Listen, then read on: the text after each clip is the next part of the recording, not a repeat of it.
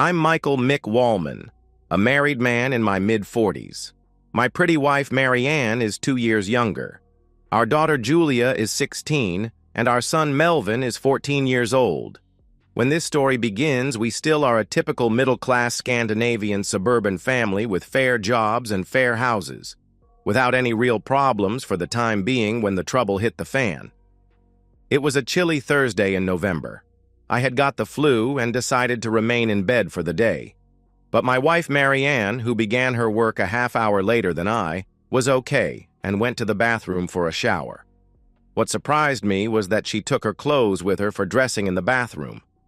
My surprise increased when I heard her lock the door. Now I was curious and went to the kitchen drawer for the safety tool for opening the door from the outside when children locked the door from inside and couldn't open it. I waited a couple of minutes after hearing that she had turned off the shower before opening the door. The sight in the bathroom was marvelous. Mary Ann was dressed in obviously new, very beautiful laced black underwear and stay-up stockings I had never seen before. I asked her, "Why that new secret beautiful outfit? Why hide in here when dressing? Have you got a boyfriend?" She froze for a split second in her movement and got a worried expression on her face before the reply. "Don't be silly. You ought to know that after the job today, Lena and I are going to the mall for our monthly shopping, and it may take a couple of hours." I was feeling like a mess of the flu, so I gave her a harsh reply. "That secret, beautiful outfit for buying clothes? Doesn't it fit better on a woman who is trading something without clothes?" Now she got furious and shouted, "Do you accuse me to be a tramp?" "I didn't accuse you for anything. Only said that today you, for some still unknown reason, are dressed just as a tramp." She continued shouting, "How in the world do you know how tramps are dressed?" Ronnie Skoog bragged about his experiences at the pub. The door slammed hard when she left the house, and I understood that my marriage was rather down than up. Ronnie Skoog was her ex-boyfriend, and as long as he did very well as union boss, Mary Ann, sometimes in an angry temper, shouted that she regretted dumping him for me after he cheated her. But after Ronnie had been fired and divorced for using his union credit card at several expensive continental companionship houses during his trips to international union meetings, any comments about Ronnie were any longer appreciated by her. However, I had seen the strange expression on her face when she froze for a split second, and knew for sure that my question had hit her hard. I decided to find out some further information and began my investigation at our home office where Mary Ann paid and kept all our bills in good order in ring binders. It took me some time to find out several clues that said something was wrong. Nothing unexpected in our shared Visa account. While investigating the bills from her private account, there were some strange details. Though Mary Ann and Lena usually went shopping for clothes once a month, always on a Thursday around the middle of the month, none of her purchases were made on those Thursdays. They were always done a day or several days before that shopping Thursday. Trouble hit the fan when I found she had bought gas at the Q8 gas station about 25 kilometers from our town during one of her shopping days. Why in the world could shopping in the mall bring her there far away from town? There was not even a small grocery shop or a cafe for truck drivers at the gas station. The only remaining possibility was that she had visited one of the small cabins the gas station rented out to tourists, salesmen, and cheaters because of a much lower price than for a hotel room in town. I was convinced about Mary Ann's cheating once a month during the pretend shopping, but had no real evidence. A gas bill wasn't evidence enough for a divorce, at least not for the time being. In my opinion, it would be better to wait until after the Christmas and New Year holidays and use the remaining time to find out with whom she did it. However, I could even give her some fun during the shopping today. The alcohol store at the mall closed at 6 o'clock, and I rang Mary Ann's cell phone 20 minutes past 5. She took the call after several rings and asked with a worried voice, "Something wrong?" "Yes, it is. You are at the mall, aren't you?" "Of course I'm. Why do you ask me that?" "Because I need a favor from the mall. What shop are you at now?" She sounded a bit less worried when she replied, "H&M. Why do you ask?" Because I need a bottle of brandy for my flu. The alcohol store is very close to H&M. Could you please go in there and buy a bottle for me before they are closing at 6? I hung up the phone. That request caused a real problem for Marianne. If she was at a Q8 cabin having fun with her lover boy, she could maybe be able to fix the brandy by making a quick drive to the nearest alcohol shop and lose more than 1 hour of her prime time with the lover, or she could skip the brandy and take the expected quarrel with me. She took the quarrel. Obviously, she preferred remaining together with her lover, wherever they were, and whatever they were doing instead of rushing away to buy my brandy. Back home without my brandy, she only said, "Sorry, but it took so much time at H&M that the alcohol store was closed when I got there." "Nonsense. What did you buy at H&M that took all that time? May I see the receipt?" Now she knew that she was trapped with a lie and replied, shouting, "I paid my clothes with my own money. Why in the world should I show you any receipt if I had any left?" "Because the receipt shows the time when you bought your darn clothes, and you know very well that you need the receipt for getting faulty items replaced. You darn lying woman simply didn't want to do me that small favor after my argument this morning." She saw my last statement as a chance to get out of the problem. That was why she said, "Stupid of you to expect any favors from me after accusing me to be a tramp when I dressed at the morning." I gave her a bright smile and asked, "Did the lover agree that you were beautiful as hell in that new black-laced outfit? If you really were cheating with some darn gigolo, please don't ever forget that in this marriage, cheating is equal to divorce." That comment resulted in the worst cursing in my life. I can't deny that I was impressed by what a good actress Marianne really was when she pretended to be offended. Even her ability to swear made a deep impression on me. A rather chilly atmosphere existed in our house that evening.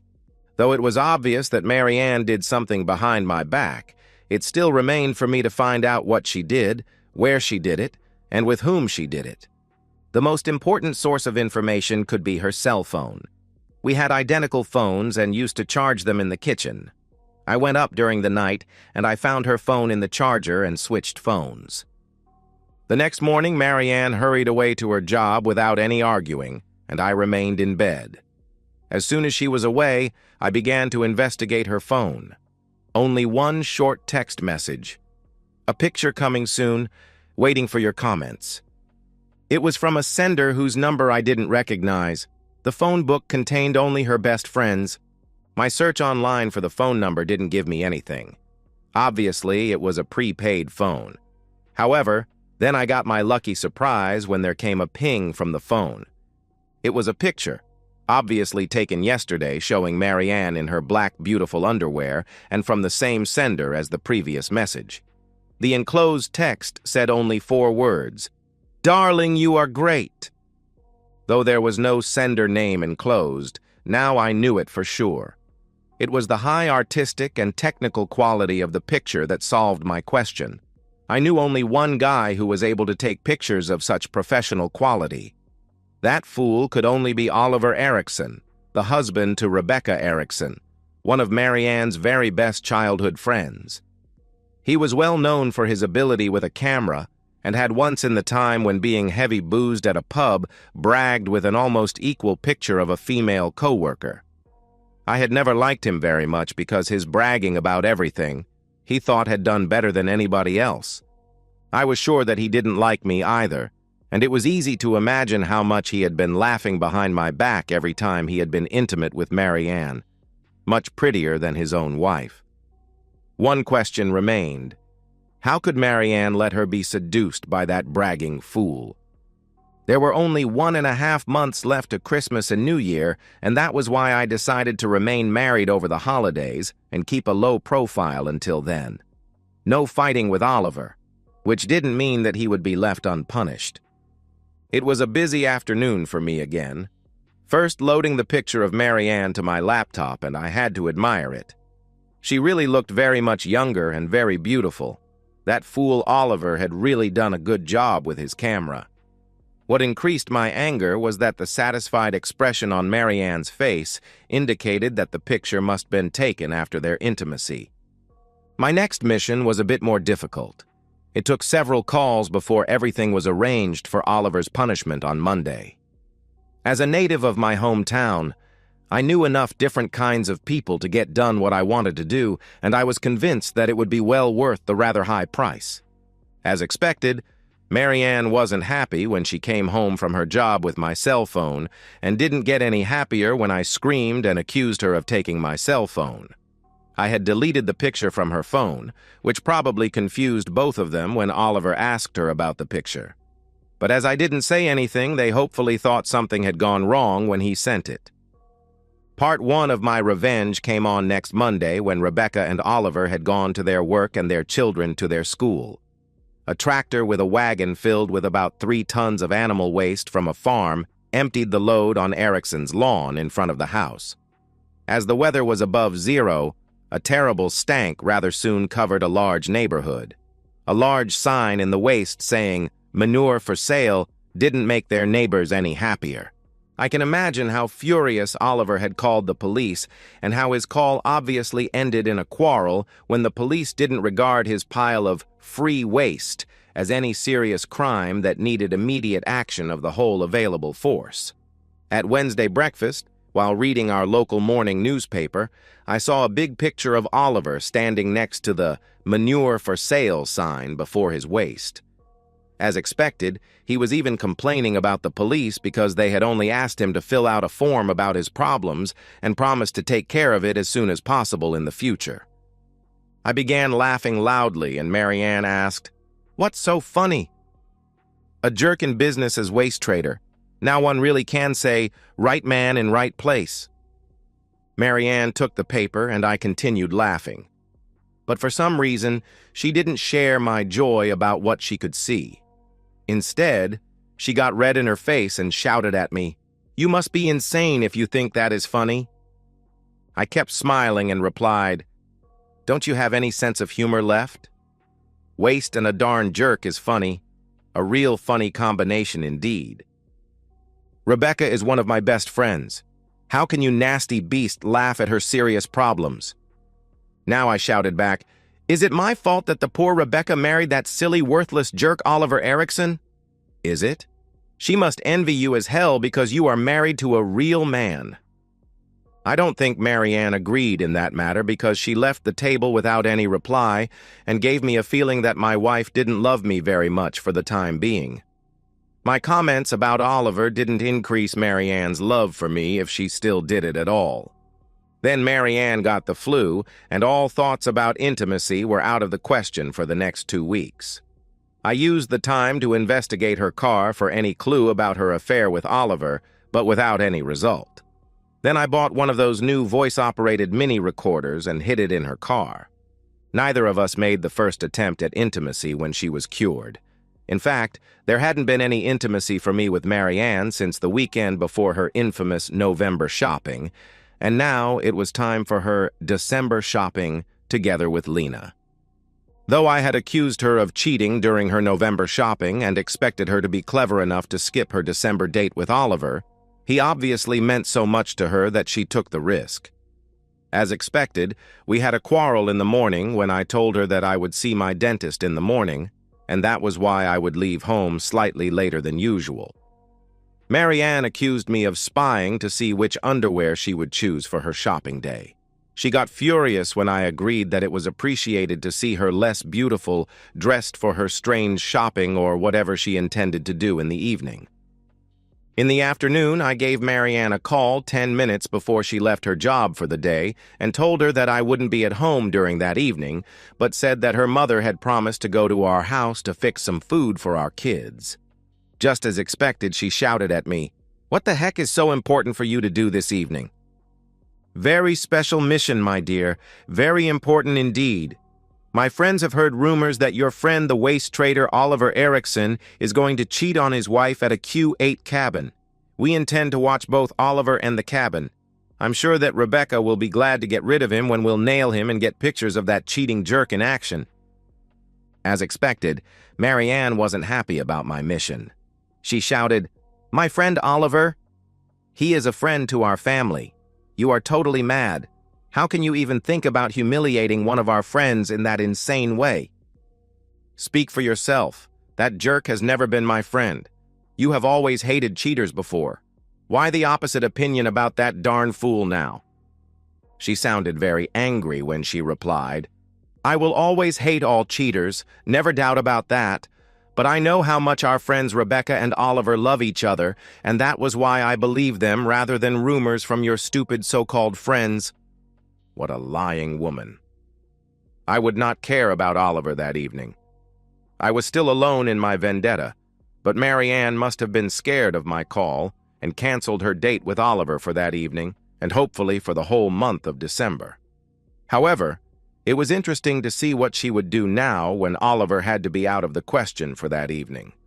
The thought of Oliver under observation caused Mary Ann to lose all interest in the important monthly shopping together with Lena because I took her car straight home from her job. I parked my car on the street some way from my house, went to Mary Ann's car on the driveway, and opened it with the spare key attached to my own car key, and took out the small recorder. I went to a parking lot and listened to the recorder. The first recording sounded to be Mary Ann giving a ride home to one of her fellow workers, and it contained nothing of interest, but the next recording was much more interesting for me. She had called Oliver, obviously, as soon as she got in her car a few minutes after my call to her. Mary Ann sounded very worried. "Hi, darling. We must cancel our date today because some of Mike's friends know about you renting the Q8 cabin, and they are curious about whom you are dating there. Yes, even Mike is involved in the watching. He rang me and told me that he would be home late. Yes, Mike accused me of cheating on him during our last date, but he will never think it is with you. No, no way he will ever suspect you having an affair with me. Probably some floozy at your job will fit in much better. No, Oliver. No, Oliver. No, we can't do that. No way now." Refusing to fix Nick's darn brandy was a darn big mistake that got him to know I was lying about the shopping. Now he is suspecting me and searching for evidence. I can't afford to do anything suspicious again. I was a darn idiot when I agreed to see you today. I'm going home straight now. No way, Oliver, no chance we can't do that, not before January. I'll see you at our New Year party. No, don't even think about anything at my home. Yes, Oliver, I love you too. After Oliver, she rang Lena. "Hi, Lena. I have to skip my date with Oliver today. Some of Mick's friends have heard rumors about Oliver and will be watching him during the evening. Yes, even though he is involved, he rang me and told me he would be late. No, we'll wait until January, maybe longer. Talk to you later. Bye." What a shameless woman. That was all I needed to know. Until now, I had suspected Oliver and even punished him without having any real evidence, but now I knew for sure and had all the evidence I would ever need. My next step would be to find out a final solution. Back home 1 hour later, I asked Mary Ann, "You already at home? Sounds strange that Lena and you did such quick shopping at the mall just before Christmas." She replied, "It would be better that you and I are going together at Saturday looking for Christmas gifts. You are back early from your moral mission." That cheating jerk Oliver seems to have canceled his date. Somebody must have warned him. Did you do that to save poor Rebecca from a scandal? She got ashen gray before shouting, "Don't ever think about me involved in your dirty tricks." A new closer look at the bills in Mary Ann's ring binders showed that her wrong day shopping had happened since November last year, with July as the only exception because of our summer vacation. Mary Ann had cheated me at least 12 times, and now it was obvious that their November date had been a 1-year anniversary for them. That explained Mary Ann's extra beautiful dress for him that day. As far as I found out, she had not been wearing anything extra beautiful for her canceled December date. One canceled date didn't count in her favor. Cheating 12 times was 12 times more than a sane husband could ever accept. All my love for Mary Ann was gone with the wind. The next morning, I decided to give that backup, Lena, a lesson. Why, I sent a postcard with a picture of the best hotel in town to her husband at his job with the text, "Your wife is cheating you in this building." Though it was lie, such message must cause some problems in their marriage. The Christmas went on without any arguments or any intimacy between Mary Ann and me. but I could see that she wasn't very happy because I had bought her much cheaper gifts than usual. Then at last it was time for the New Year party hosted by Marianne and me. We did a big job of fixing our house and stored some furniture in the garage to get more space for the dance. I had even built a temporary bar for that event, well supplied with imported booze from Germany. I kept the bar when our guests arrived and welcomed them with a fancy drink, different for ladies and men. Rebecca and Oliver came and got their drinks just as all others, but with a slight difference for Oliver, whose drink contained something extra that had caused me many problems to obtain. To my great pleasure, everything fit with my plans. Just as expected, Oliver had taken a few drinks before coming to the party and didn't say no thanks to anything during the meal, and the combination of the spiked drink and all the other booze got him to feel a little tired. It was Marianne who suggested he should take a short rest in our spare bedroom, and even Rebecca thought it was a good idea. Rebecca and I assisted him in there and laid him on the bed. As soon as I got a chance to sneak into the spare bedroom, I found Oliver sleeping on the bed. Though not liking beer very much, I had drank several of them and filled my bladder to its limits. Therefore, it felt like a real relief when I emptied it during a well-aimed pee on the sleeping Oliver from his belt and down, so it looked like it was done by him. Nobody had seen me either going into the spare room or coming out from there. After a while, I asked Rebecca how Oliver was feeling, and when she said that she hadn't been checking on him, we went together into the spare room. The pee stink hit us immediately after opening the door, and Rebecca began screaming in despair. I rushed back to the guests and shouted loudly to Marianne, "That darn Oliver have peed in his pants and on the bed!" All our guests heard me, and many of them went looking to see what Oliver had done. One thing was sure, that scandal would follow Oliver for a long time in the future. At first, Marianne demanded I take care of Oliver and assist him to his home, but my simple reply, "Never in the world will I touch that fool," calmed her down. One of my quests was sober, and had mercy with him, and drove Oliver, now dressed in an old blanket and assisted by Rebecca and Marianne, to his house. We continued our party and had got a new laughingstock to have fun of, and there was a lot of laughter because Oliver wasn't very popular among us men. To everybody's great surprise, Rebecca returned back to the party together with Marianne. The party went on, and when saluting the new year with champagne, all couples, except Marianne and me, kissed each other. She felt humiliated and asked me, "Why didn't you kiss me?" "Why should I?" I replied. "We are married, aren't we?" "That's no reason to kiss you." The others began to be interested and listened to our argument. Marianne replied, "If you love me, you ought to kiss me as the first thing you did for the new year." She got a shock and went ashen gray when I replied, "We have some more important matters to fix." Marianne rushed to the kitchen to fix a nightcap, and those guests who had heard us stared at me as if they were expecting an explanation. I didn't give them any. Instead of saying anything, I went away to Lena and took her to a silent corner where I asked her, "Marianne and you skipped your monthly shopping evening in December, why?" She gave me a strange look and said, "Don't ask me, ask Marianne." She rang me and canceled it. I replied, "That's right. But could you please tell me if Marianne and you have ever been shopping at all during those evenings, because according to the credit cards, there were no purchases done at these days. All her shopping is done one or a few days before those evenings. Why?" Lena got furious and shouted, "Why are you asking me? Why don't you ask your own wife if her shopping habits are so important for you to know? Marianne always told me that the two of you did the shopping together, and obviously you don't know anything about any shopping. I think both Marianne and you have something to explain." Now Lena's husband had joined us and asked her, "What the heck have you done during those faked shoppings?" Cheated with some jerk at the Grand Hotel. No doubt that my hotel postcard to him had created some arguing in that family because she began to cry and sobbed. I never went anywhere with Marianne, only acted as some kind of alibi for her. What she did is her business, not mine. Lena's husband had taken several drinks during the evening, and he wasn't in the mood to accept any lies or excuses from his wife. He stared at her and said, "It's high time that you begin to tell me the darn truth. What the heck did Marianne and you do on these evenings out?" She understood that the game would be over and replied, "Marianne met her lover and I usually did some shopping."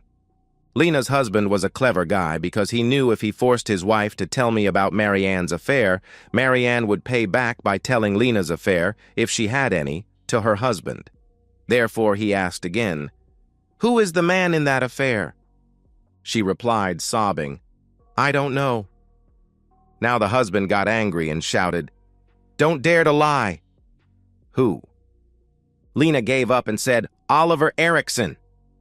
I pretended to be surprised and shouted, "That darn bedwetter, what a heck of a bad taste." Lena didn't want to see Marianne or Rebecca, so she and her husband left the party, and I got busy at my bar, and it was easy for Marianne to avoid me until the nightcap was served. We drank it together without any unnecessary talking. When the last quest had left our party, it was the time for the moment of truth both of us had been waiting for. It was Marianne who began by asking, "You didn't want to kiss me. May I ask you why not, and since when? You ought to have known for a long time, at least during the last year, that a day of reckoning would come sooner or later. It's my painful duty to say that tonight Lena told me the truth about what I have suspected since I had my darn flu and saw how beautiful you dressed for the date with your lover." Marianne got ashen gray and asked, "I didn't notice that Lena was drunk enough to tell you any daydreams. What did she tell you?" "I'm sure that she told me the darn truth. Your monthly shopping was a fake to give you a cover to see your lover at a Q8 cabin." Now Marianne was worried but not ready to give up yet, why she asked, "Could you please tell me the name of this non-existing ghost lover?" "Yes, I can." It was the most disgusting thing to find out. "Lena told me that your lover is the bedwetting jerk Oliver Erickson, and Lena's confession confirms what I have suspected." Marianne screamed, "That darn cheating floozy told you." "Did she told you about her own lovers? Did she mention Ralph Norman, the old hockey player?" Then she rushed to the bedroom. I went after her to the bedroom and shouted, "Cheating floozy, get out from this room. From now you'll sleep in the spare room." She objected, "The bed is wet in there." I shouted, "Is it my fault that your lover is a bedwetter? Your problem, not mine." Marianne refused to leave, but I pushed her out of the bedroom, set the alarm clock to 8, and went to bed. Though my head was aching as heck, I forced myself to get up from the bed and get some strong coffee in the kitchen. That darn Oliver had destroyed my once-in-a-lifetime happy marriage and had to get his final punishment. I rang their landline phone, and to my luck, it was Rebecca who took the call. I told her that after she had left the party, Marianne's friend Lena had told me that Marianne and her husband had at least a year-long affair, and now even Marianne had confessed it to me. Then I rang Lena's husband and told him that Marianne got furious when I confronted her with what Lena told about her affair with Oliver, and began shouting about Lena's affair with an ex-hockey player by the name of Ralph Norman. Of course, it was a bit unfair to do that to Lena, but she had played an active part in destroying my own marriage. Later on, it came to my knowledge after Lena confessed her cheating to her husband, he had taken immediate action against Ralph Norman by giving him a severe beating in his own home, witnessed by his wife and children. When Marianne came to the kitchen, she understood that her marriage probably, and even her affair with Oliver, was history. I asked her, "Did you really have such poor intimacy at home that it was necessary for you to cheat extra on the side? Do you love that darn fool Oliver Erickson so much that cheating him once a month was worth more to you than your marriage?" Marianne sobbed, "I don't love him. It was only some extra bonus time that spiced up my love for you. You are my real love and will always be my real love, not he.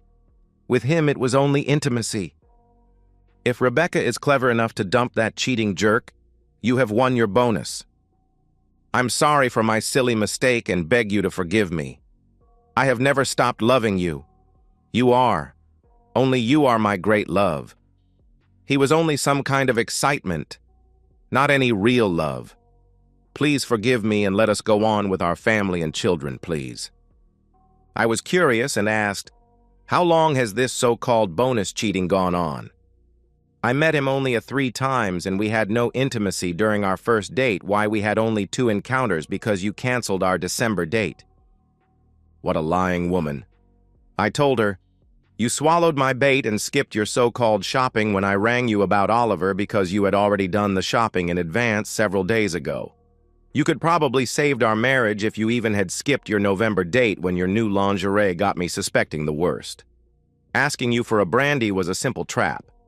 I had presumed that you and Jerk celebrated some kind of anniversary which was more important for you than saving our marriage. I have checked your credit card bills about all Lena's and your monthly shopping during a whole year. The only purchase during those monthly shopping evenings is gas at the Q8 gas station out of the town. That means that your 2 encounters is a darn lie, isn't it?" I continued, "I'm 100% sure that you were unfaithful with him at least 12 times from November to November. Already 1 cheating is 1 too much. Why I don't care about the exact number. But it would be interesting to know when, how, and why your cheating began." Marianne remained silent and began crying before she ran to the spare bedroom. She had confessed her cheating without any need for me to tell her about the recording of her phone calls or the pictures Oliver sent her. Better for me, she thought that I should get my main information from Lena at our party.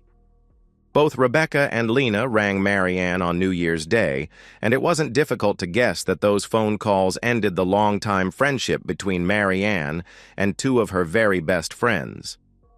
Though it was I who made my humiliation by a bedwetting jerk known to the public, it gave me only one choice: avoid being a laughingstock, and I didn't hesitate a second for filing for divorce on the first working day. The court was open at the new year. Marianne never told me the real reason for her cheating or how and when it began. 1 year later. The year after Marianne's and my New Year party was a real crap year for me. Though Marianne made several attempts to save our marriage, our divorce was final in July. She refused to answer all my questions about her affair with Oliver, and most of it will remain an unsolved mystery for me. To everybody's surprise, Marianne and Oliver's cheating resulted in some kind of divorce epidemic because their affair caused 4 divorces. Marianne and me, Rebecca and Oliver, Lena and her husband, and Ralph Norman and his trophy wife. Rebecca somehow got Oliver out of their house and didn't waste much time before she began dating her boss and married him in August. Rumors said that Oliver suspected that something had happened already, a long time before they filed for divorce, and claimed that as a reason for his affair with Marianne, but he never found any evidence about that. When Marianne found out that it was out of the question to cancel our divorce, she accepted that. I, with some assistance from relatives and friends, bought her out of our house. She bought an apartment with her money, and Oliver and she moved in together. But it didn't last much more than a month before the lovebirds split up. Oliver left her after a big quarrel, and the bedwetter reputation even caused him to leave the town. Marianne and I have shared custody of our children, who still live in my house but spend some time at her place. They are still saying that Mom is not dating any man. But why should I care? Neither did I care or know what happened to Lena, her husband, her lover Ralph, and his wife. I didn't date anybody, not until Christmas. To my great relief, I found out there were enough single women who didn't say no thanks to a night with a guy like me. The few times my need for intimacy brought me to single bars. The truth is that I missed Marianne as heck, but I'm too humiliated about her cheating to be able to take her back. It was one of my best friends who persuaded me to forget all crap at home and spend Christmas and New Year in Thailand, together with his cousin who had an extra charter tour ticket for sale after splitting up with his girlfriend. As Marianne and I had already agreed that our kids would spend the holidays with her this year, I had nothing to keep me at home and bought his extra ticket. The cousin was a jolly fellow, and to our great luck, on our second morning at the hotel, 2 divorced Belgian sisters shared the breakfast table with us. That was the best thing that had happened to me during the whole year because we spent all the remaining time in Thailand together with those two Belgian ladies. Though my date Monique was 12 years older than I was, she was a good-looking woman with a nice slim body. To my great pleasure, she even was the best kisser I ever met in my whole life, with the ability to get me stone hard several times a night for her enjoyable company. Back home, I was a really satisfied man who from now on missed a great time with Monique, much more than I ever missed my time with Marianne. My problem was that I could never get a good job in the French-speaking part of Belgium where Monique had her accountant business, and she couldn't do anything like that in my country. The only thing I could do was plan and look forward to some weekend trips to her in Belgium. But those trips to Monique will probably be canceled forever, because when I was back from Thailand, a new neighbor had moved into the house next to mine. She is a newly divorced, very handsome female lawyer a few years younger than me, and with a daughter by the name Johanna, the same age as my own daughter.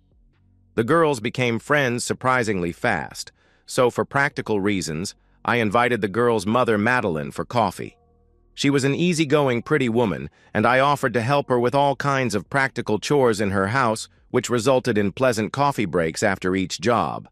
I can't deny about been thinking a lot about her, but decided to take it very carefully and only make small steps forward to find out if she cares about me or only regards me as some kind of janitor. Rather soon, it became obvious that she invented some of her problems just for the coffee with me. Madeline must have been a real high-class wife for her ex and would hardly be alone for long after her divorce. The truth is that shy guys seldom get beautiful girls laid, why I at a Friday rang her at the job and asked her out for dinner in the evening, but she said a polite, "No thanks today," but added, "We can do that some other time later," and suggested us to share a takeaway dinner from a new Greek restaurant at her house, together with our children, if I would understand that she wasn't in any mood for a real date. I accepted. However, the dinner went fine, almost like a real family dinner, and must been a quantum leap forward for me to get a closer relationship with my pretty neighbor. After the dinner, when our teenagers had left us, Madeline and I opened a bottle of wine, sat down on a sofa, and talked about our divorces and hopes for the future. Madeline had dumped her ex after the second time he hit her because she had seen too much crap caused by hitting men at her work. She stared me right into my eyes and asked me if I had ever hit my ex. I told her the truth about never hitting any woman in my whole life, not even Marianne after her cheating. However, I told Madeline that my ex paid a high price for her cheating, which caused 4 divorces and caused her to lose her home, husband, lover, and 2 of her very best friends, and created a reputation as an unfaithful woman that caused problems with guys trying to get a date with her. Then Madeline asked about my holiday trip to Thailand, and if I had done anything shameful there, what ought to have been undone. Of course, I knew what she meant, but pretended not to understand and asked, "Sorry, but I didn't catch your question. What should that been?" Obviously, I meant something to her because she said, "Don't play stupid.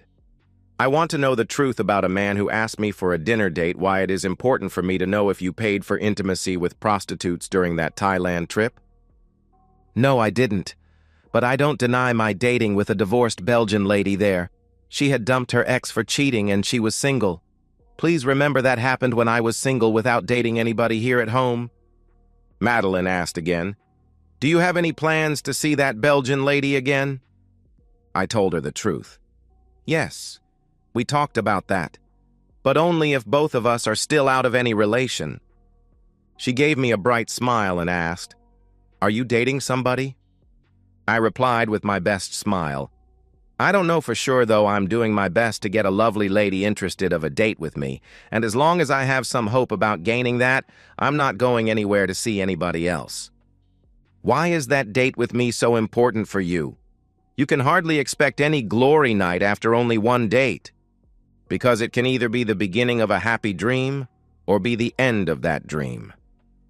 Now she was very serious when she said, "I would bet some money on the beginning, but it will be some way to go there." After a short silence, she continued, "Though my divorce is a terrible experience for the time being, Even I have a dream of sharing my life and love with a man who loves me. He must be honest and faithful to me and be accepted by Johanna, and I will always be honest and faithful to him. To my surprise, all kind of men seems to think that a divorced woman's only feeling is starving for intimacy, why I've already got many invitations to date, even several from married men. So far I've said no thanks to everybody asking for dates except two of you. The first was a super fiasco, and you, Mike, are the second that gained my interest. But even you and I must know each other much better before we can decide anything about the future. However, I can't deny that one of your great advantages is that Johanna likes you, and I like Julia and Melvin very much. Shall we agree to be honest and faithful to each other at this level for the beginning, and do our best so the five of us will find our ways to know each other better before making any promises about sharing more of the future? I agreed without any objections. Missing a great love weekend in Belgium was a cheap price to pay for a fair chance to get a serious relationship with Madeline, even if intimacy with her had to wait for a while until she knew me better, and love with her could hardly be expected to be as great as with Monique. I knew several other people who had succeeded in making one happy family from the remains of two split-up families. Why, even Madeline and I ought to fix it if both of us really wanted to do that. And that's the end of today's story. If you enjoyed it, please give this video a thumbs up and drop a comment below. Your support helps the algorithm push my content further. If you're new to the channel, don't forget to hit that subscribe button. It really helps me keep creating more stories for you. Thanks for watching, and I'll see you in the next one.